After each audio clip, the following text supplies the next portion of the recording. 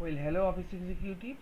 In this particular problem set scenario on Excel, we are going to use the feature of Excel show formulas. Now, given the dataset in front of you, it might look like simple values and the cell in which the formula is being applied and the cells in which there is only data but no formula. For a particular user, it would be hard to note it down. I mean, it will be hard for him to just pull out in which of the cells the function is some formula is being applied, and in which of the cells the formula there is no formula but only data. So if I click on total and look into the formula bar, here it is showing equal to sum B3 to F3. But in this way, consider a large data set in which there are several functions being applied to several cells like VLOOKUP, index match, choose, and now the user wants to know in which of the cells the formula are being applied. So the easiest way to find out in which of the cells the formula is being applied, you need to go to the formulas tab.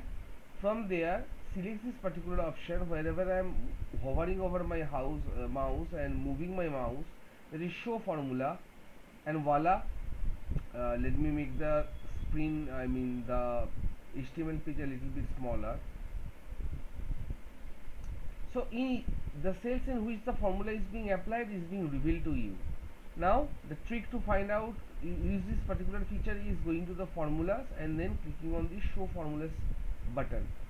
So if you can remember the shortcut key to just unfold the formulas in which the formulas in the cells in which Excel has been applied, some formulas in some cells has been applied, you can press Control tilde.